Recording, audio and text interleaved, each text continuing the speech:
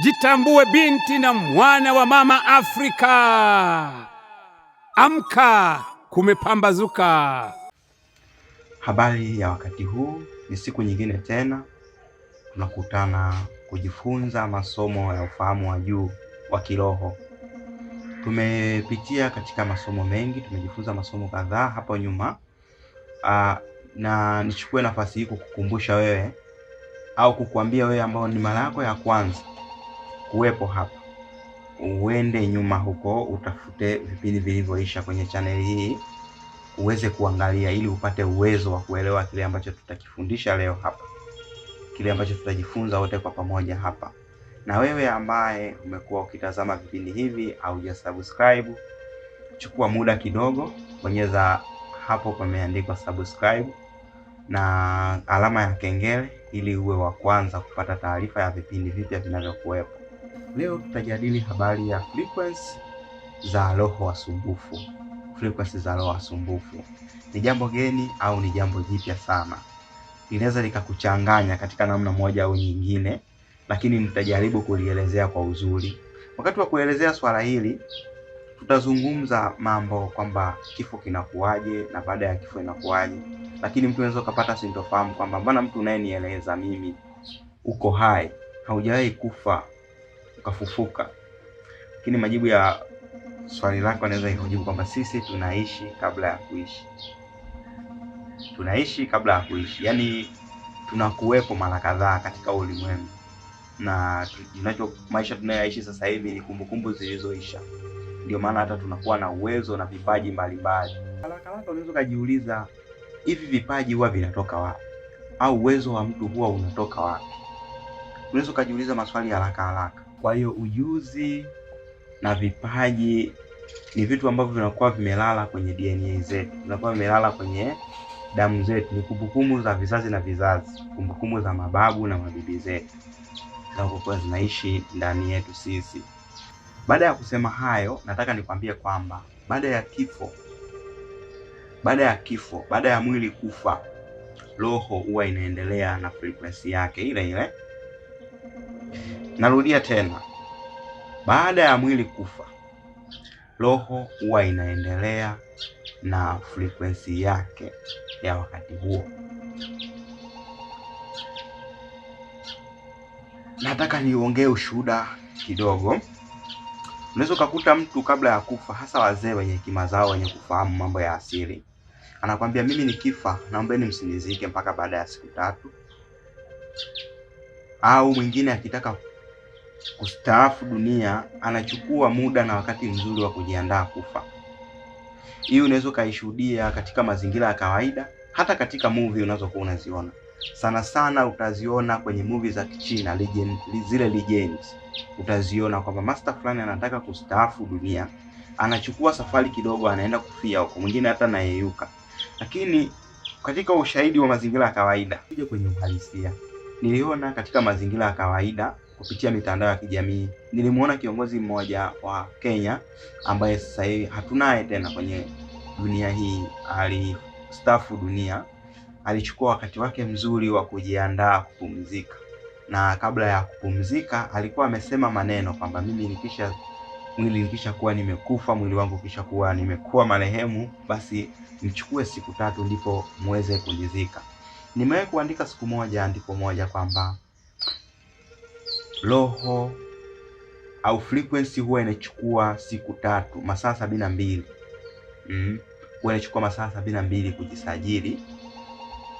kujisajili, yani kuzoeleka, frequency kuzoeleka katika mazingira yoyote. Hata wewe mwenyewe ukitaka kuanzisha tabia fulani, ndani ya siku 3 imeanza kukuingia. Hata wewe mwenyewe ukisafiri ukienda sehemu fulani, baada ya siku 3 unakuwa umeshaanza kuzoea mazingira. Hata katika elimu hii ndicho ninachokizungumza hapa. Baada ya mwili kufa, roho huwa inaendelea na frequency yake ile ile. Ni jambo geni, lakini nimekudokeza hili kwa sababu tutajifunza kwa undani kitu hichi pale ambapo tutakuja kujifunza kuhusiana na namba. Tutaangalia nishati zinazaliwa vipi, zinazaliwa kwa uwiano gani, kwa nini unakuwa na mwili na kwa nini unakuwa hai, kwa nini mimea ni mimea haitembei, kwa nini wanyama wengine wana miguu 4, 3 au mingapi. Yote hao tutazidi kujifunza, ila kwa sasa tuko hapa kwamba mwili ukisha kufa, roho huwa inaendelea na frequency yake ile ile, na hata wengine huwa wanachukua muda kujiandaa kufa, kwa sababu pale unapopumzika katika hali ya kulalamika tulizojifunza katika kipindi cha kwanza, habari ya low frequencies, tulijifunza mitetemo ya chini, nikakwambia habari ya hofu, kulalamika, chuki, huzuni na mambo mengine mabaya, nikakwambia ni mitetemo ya chini. Pale unapokufa uko na hali moja kati ya hizo, pale unapokufa uko na hisia moja kati ya hizo, basi roho yako inaenda na frequency ile ya wakati ule, wakati inatoka kwenye mwili wako uliokufa, roho yako inakaa katika mtetemo huo. Kwa leo tunakuja kuangalia frequency za roho wasumbufu, wale watu ambao wanapumzika na wanakuwa katika mitetemo ya chini. Na niliwahi kudokeza kwenye kipindi kimoja hapa katika mafundisho haya ya kwamba roho wa familia, roho huwa anazunguka kwenye damu yako. Yaani roho wa kwetu sisi hana uwezo wa kukuzuru wewe, ila akitaka kukuzuru wewe labda akuzuru kupitia mimi, yaani aje aniasili mimi ndio nikuzuru, ila hana uwezo wa kuingiliana na wewe, ila ana mamlaka na mimi. Sasa hebu tuangalie, roho wengine wanapumzika katika mitetemo ya juu, wanapumzika mawimbi ya juu, wengine wanapumzika mawimbi ya chini, kama nilivyotoka kukueleza. Roho hawa mara nyingi, ukifanikiwa kuelewa ninachokifundisha leo, utaona umuhimu wa kujiandaa kabla ya kustaafu dunia, na hautahofia tena habari ya kustaafu dunia. Badala yake utakuwa unapambana ustaafu dunia katika mazingira mazuri. Ndicho ambacho utakuwa unakiwaza, ila hutaona hajabu ya kustaafu dunia. Ni mambo ambayo yapo ambayo unatakiwa kuyafahamu. Tutazidi kujifunza zaidi na zaidi. Kwa hiyo katika mazingira hayo kuna roho wanaopumzika katika mitetemo ya juu na roho wanaopumzika katika mitetemo ya chini. Roho wanaopumzika katika wanaopumzika katika mitetemo ya juu, roho hawa ndio roho wema ambao nilikuwa nakutajia nikasema roho wema. Wenyewe wana baraka, wana amani na wanaenda katika mitetemo ya juu kama nilivyokuambia. Lakini hutembelea vizazi vyao kwa ajili ya ulinzi, ongezeko la hekima, baraka na mambo mengine mazuri. Kwenye kipindi kimoja nilikuwa nimekwambia utulivu ni mafuta ya kusafiri kimawimbi, ni mafuta ya kusafiri katika masafa ya ufahamu. Pale unapochukua utulivu, ukaona mawazo mapya yanakuja, ukaona suluhisho katika mambo yako ambayo haendi vizuri yanakuja kutoka pasipojulikana, roho hawa huwa wanaungana na wewe unapokuwa katika utulivu mkuu. Huwezi ukajua, kwa sababu ni vitu vinavyokuja tu, na wewe unaweza ukawa shahidi. Unaweza ukawa umelala usingizi mwepesi, unapata ndoto, unaweza ukawa umekaa sehemu tulivu, mawazo yanakuja kwa mtiririko bila wewe mwenyewe hata huwezi hata kuelezea anakujaje. Kwa roho hawa huwa wanaungana na wewe kwa ajili ya vitu kama hivyo. Mwingine anaweza kauliza kwamba mbona mimi siku moja barabarani nilikuwa hata sijaona gari inatokea wapi, lakini nikashangaa tu nguvu imekuja, nikajikuta nimesogea pembeni kwa haraka namna ambayo ni ajabu ambayo hata haielezeki. Ndio hichi ninachokuambia kwamba roho hawa wanaopumzika katika high frequency huwa wanatembelea familia au vizazi vyao kwa ajili ya ulinzi, baraka, hekima na mambo mengine mazuri. Lakini wapo roho wasumbufu au roho wanaopumzika katika mitetemo ya chini, wanaopumzika katika frequency za chini. Roho hawa ni roho ambao walikufa katika hali ngumu, wale waliokufa wakiwa wananung'unika, wanaolalamika katika hali ya chuki, wivu au kifo cha ghafla. Mwingine alikuta alikunywa sumu, alijinyonga, na hata umaskini ni mitetemo ya chini. Nitakuwa kufahamu hivyo.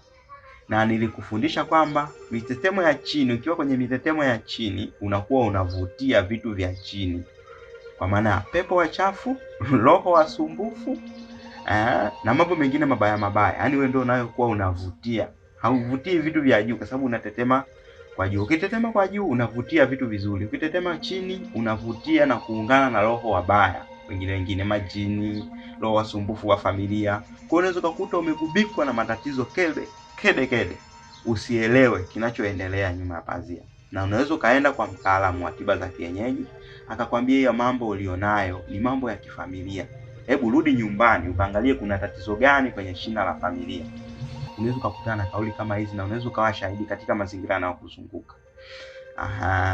Ndio ushahidi wa hichi ninachokwambia leo hapa. Kwa kuna roho wengine ni wasumbufu ambao wanakuwa wanaingiliana na wana ndugu, wana familia kwa ajili ya kufanya wanavyotaka wenyewe. Hawa roho huwa hawapandi kutokana na hasira, machungu, lawama, kuondoka vibaya, kukosa msamaha, na wanaweza kushikamana na familia, wanaweza kushikamana na familia kama nishati nzito. Jalalani ni sehemu ambayo mimea inastawi sana. Mimea inastawi sana. Lakini ukiangalia pale ni jalalani, pana takataka za kila aina. Lakini mimea ndio inashangilia kuwepo hapa. Lakini kwa mtu asiyefahamu anaweza kaona jinsi mmea ule ulivyostawi, basi akaona ni sehemu salama. Mmea ule umestawi kutokana na nishati nzito. Nishati nzito ambayo haifai. Ndiyo mambo kama haya. Watu hutumia mambo haya namna mbalimbali katika kujifanikishia mambo yao. Wengine huwa wanachagua upande wa giza, wengine wanachagua upande wa mwanga katika kufanikisha mambo yao. Kwa huwa kuna namna mbili. Ndio maana nimekuambia mfano wa jalala. Kwa jalala ni jalala tu. Mimea inastawi, lakini mwisho wa siku imestawi kutokana na nini?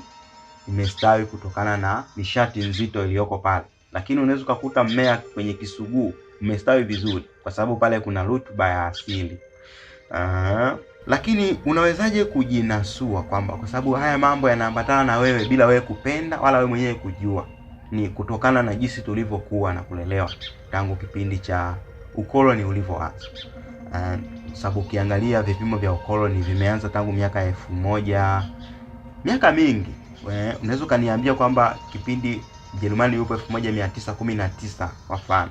Ni mtu gani ambaye hadi leo yuko anaishi? Na ukoloni ulianza hata kabla ya hapo. Kwa hiyo unaweza kaangalia kwamba yule wa kutuelezea mambo haya anaweza kuwa amestaafu dunia. Kwa hiyo sasa tunatumia hizo nishati za juu kuungana na kumbukumbu za juu ili tuweze kupata maarifa kama haya ninayokusimulia leo. Kwamba ni kwa namna gani sasa unaweza ukajisaidia dhidi ya roho wasumbufu, na ni kwa namna gani unaweza ukaungana na roho wazuri. Kwa sababu ni mambo yanayotokea tu katika maisha. Wewe uyafahamu, yanaambatana na wewe tu, yani bila wewe uruhusu usiruhusu, ni kutokana na unatetemeka kwa namna gani. Je, una chuki ndani yako? Unavutia chuki. Unaungana na watu ambao wamekufa na chuki kwenye familia yenu. Wewe ni mtu wa msamaha, una roho nzuri, basi unakuwa unavutia watu wazuri wazuri. Na wale ambao wana nishati nzito wanakuwa wanasema, huyu mtu bwana sio ana nyota gani? Sio ana nyota gani? Yaani kila kitu kizuri ni yeye tu. Kila kitu kizuri ni yeye tu. Vinamfuata vizuri kwa sababu anatetemeka katika mitetemo ya juu. Ukiwa unatetemeka katika mitetemo ya juu, unakuwa unavutia vitu vizuri. Mitetemo ya chini unakuwa unavutia nuksi, mabalaa, hivyo. Kwa hebu tuangalie jinsi ya kuwapandisha hao wasumbufu, kuwapandisha katika mitetemo ya juu. Kabla sijakueleza hii, nikwambie kwamba roho hawa tunawaita tu ni wasumbufu. Sio kwamba eti ni vibaya. Unaweza kaenda kwa mtu anafundisha unajimu akakwambia wewe una karma. Akakwambia kuna kitu kinaitwa kama. Akakwambia wewe ni kama. Una kama, umezaliwa na kama. Unazaliwa na majukumu ambayo unatakiwa uyatimilize. Wewe umezaliwa na mission fulani. Wanakuambia kusudi la maisha yako. Kwa hiyo roho hawa leo tutawaita ni roho wasumbufu. Mwisho wa siku hata wewe mwenyewe umezaliwa kutokana na hiyo namna. Mtu anastaafu dunia katika mitetemo hiyo, lakini anapopata ufahamu katika mitetemo, kwa sababu katika elimu ya kiroho njano huwa ni njano, nyekundu huwa ni nyekundu, kama ni moja ni moja. Hakuna kilichopinda pinda katika ufahamu wa kiroho. Ndio maana watu wao wanalogeka. Ndio maana wengine huwa wanafunga mikataba afu mwisho wa siku inakuja kuwagharimu, kwa sababu katika mambo ya kiroho hakuna janja janja. Kwa leo hii utaishi katika imani hii, utaishi katika mtazamo huu, lakini mwisho wa siku pale utakapokuja kufahamu haya ndio utaona kwamba uchague wapi, mwanga au giza. Kwa hiyo kuna namna sasa ya kupandisha roho hawa wapande katika frequency za juu. Ni namna nzito, ni jambo nzito, inaweza ikawa ni geni, inaweza ikawa ni jipya kwa upande wako, lakini sasa ndo tupo tunaeleweshana sasa leo na upate kufahamu. Mwingine unaweza usinielewe kwa haraka haraka ukasema huyu bwana anaongea mambo gani? Anaongea namna gani huyu? Anaongea namna gani? Kumbe ni kitu ambacho tunadokezana, ambacho utazidi kufahamu jinsi tunavyozidi kujifunza zaidi uzoefu mbalimbali, ili uweze kuelewa haya ninayoyasema sasa hivi. Kwa sababu kukaa tu katafuta huyu mtu anaeleza mambo haya, kwani amewahi kufa akafufuka? Amewahi kufa akafufuka, utashindwa kupata majibu. Cha msingi tu usikilize na uzidi kupata uzoefu kutoka hata kwa wazee huko. Ujenge tabia ya kuuliza kwamba hichi kitu kimekaaje, ili uje uunganishe na hichi ninachokuelezea hapa uweze kufahamu. Tunasema kwamba hata nikiongea hapa masaa 1000, hata nikiongea hapa nikikaa na wewe hapo nikakuelewesha namna zote ninazoweza, kama ufahamu wako haujataka kukuelewesha kile ninachokuelekeza, huwezi ukanielewa. Kwa huwa ni namna tu ya mtu kufungua ufahamu wake na kuweza kuelewa kile kinachofundishwa. Namna ya kwanza ya kupandisha roho kutoka kwenye mitetemo ya chini kwenda kwenye mitetemo ya juu ni msamaha. Kitendo cha msamaha ni kitendo tu, tunakitamka tu. Maneno mangapi? Kina maneno machache, ni neno moja, au niseme ni neno moja, neno rahisi, msamaha. Lakini msamaha nao sema mimi sio msamaha wa mdomoni, ni msamaha ule wa hisia. Yaani uhisi ile kabisa kabisa. Ni kwa mfano kama vile wewe kitu gani huwa kinakufanya ulie? Sasa kile kinachokufanyaga wewe ulie ni mtesemo. Hata nikisema msamaha, unaelewa kabisa kwamba msamaha hata usipoongea, lakini kuna namna unaweza kujisikia msamaha. Katika kufanya hivyo nimetoka kueleza hapa kwamba roho huwa wanaungana na wewe, yaani roho wa familia hao. Nishati hizi za familia zipo karibu na wewe. Kwa hiyo katika kufanya hivyo wanakuwa wanajifunza kutokana na miondoko yako. Kwamba kumbe wema ndio huu. Kumbe wema ndio huu. Kumbe sisi tulikuwa tunaishi katika mazingira haya. Kumbe ndio hivi. Kwa wewe kuwepo kwake ni msaada. Ndio maana unaweza kukuta mtu mmoja kwenye familia, unaweza kwamba huyu mtu ni mtu wa ajabu sana katika familia, hasa watoto wa mwisho kuzaliwa. Ni wa ajabu kidogo, au hapendwi kutokana na namna yake. Au mnamuona kama mtu anayejitenga sana, yaani mtu fulani amekaa kipekee. Ambao katika familia nyingine kama kulikuwa na mambo ya uganga, huyo ndio anakujaga kuwa mganga. Anakuja kuwa mganga kwamba yeye ndo anabeba mikoba. Yaani mtake mstaki, asili tu imemchagua hivyo. Hiyo ni kutokana na kwamba anakuwa na baraka hizo, inatakiwa amalizie mission anakuwa akamilishe majukumu ya roho wengi. Kwa anapewa jukumu hilo zito la kukamilisha hiyo mambo. Kwa anakuwa na baraka na support kubwa sana nyuma yake. Watu hao wapo hata katika mazingira yako yanayokuzunguka. Na kama ulikuwa hujui, anza kufuatilia habari ya watoto wa mwisho, hasa kwenye familia za kitemi au zile za kichifu. Wewe fuatilia wale watoto wa mwisho wanakujaje, au angalia hata katika vitabu vya simulizi hizi za dini. Angalia story ya Daudi. Nadhani ni mtoto wa mwisho kuzaliwa katika ile familia. Na watu walikuwa wanadhania kwamba labda yule aliyekuja kuteua kwamba wewe unaweza kama mfalme, labda atateua wale watoto wengine. Wakati huo Daudi yeye hakuwepo. Angalia kwenye hizo simulizi na za wengine manabii wengine jinsi walivyokuwepo. Na katika mazingira ya kawaida tu yanayokuzunguka, angalia yule mtoto wa mwisho anakuaje. Anakuwa na kielele kama mtoto wa kwanza, au anakuwa ni mpole? Sisi tunavyoishi huwa tunaangalia umri kwamba huyu amezaliwa ni mdogo, huyu amezaliwa ni mkubwa. Lakini ukija katika elimu ya kiroho hakuna habari ya umri, ila kuna mamlaka. Kuna mamlaka kubwa na kuna mamlaka ndogo. Mamlaka kubwa inaweza ikawa na umri mdogo, na mamlaka ndogo inaweza ikawa na umri mkubwa. Yaani kwa kifupi, simba ni simba hata akiwa mdogo, na swala ni swala hata akiwa na mvi. Ndio ninachokimaanisha. Kwa hiyo uangalie namna ya kujua mamlaka hizi. Usiwe unapenda katika mambo ya kiroho kujaji mambo ya kwani wewe ni nani. Kwa hiyo sasa unatakiwa kutuma maombi gani pamoja na msamaha? Tumesema msamaha, silaha ya kwanza nimekwambia ni msamaha. Silaha ya pili ni maombi ya kutakasa. Lazima ujue kutumia lugha za nuru, lugha ya upendo, yani ujue kutumia lugha za nuru, yani mambo mema, frequency za juu tulivyojifunza kwenye somo lile la kwanza. Ndio maana kusisitiza kurudi kwenye somo la kwanza. Habari ya upendo, uwe na upendo bila mipaka, uwe na amani, yani fanya ufanyavyo uishi katika amani. Haijalishi una pesa huna pesa, amani itakuletea vitu vingi. Yani ukijua kujisikia amani itakuletea vitu vingi. Shukrani, jua kushukuru vitu vidogo, hata muda unaopata, hata maarifa unayopata, hata jinsi ulivyo. Jua hata kushukuru kwamba bila kujiunga na United Kingdom of Africa nisingefahamu hichi kitu. Hiyo ni shukrani tu, hata kabla shukrani hiyo ndio ushukuru kukutana na elimu kama hii. Sio wote watakaoelewa, ila najua kuna mwingine atanielewa hicho ninachokizungumza kutokana na mapito yake. Wengine ni wateule, wanahangaika, lakini wakikutana na maneno yangu haya watajua njia yao. Ila kuna wengine bado wanajitafuta katika haya mambo. Nimeongea mambo mazito sana katika somo hili, lakini ili uweze kuelewa vizuri, karibu darasani. Kwenye chaneli hii comment ya kwanza kabisa utakuta imepiniwa comment ya kwanza. Pale kuna link ya darasa. Unaweza kujiunga na darasa ukaweza kufahamu mambo haya kiundani. Kwa sababu hapa tunapokuwa hadharani hapa tunakuwa tunaenda na muda, ila darasani tunakuwa hatuna limiti ya muda. Unaweza kauliza jinsi unavyotaka. Unaweza ukataka kufahamu udhibitisho wa kitu chochote, tukakwambia udhibitisho ni huu hapa, nenda kadhibitisha mwenyewe ili ufahamu wako ueleweshe wenyewe.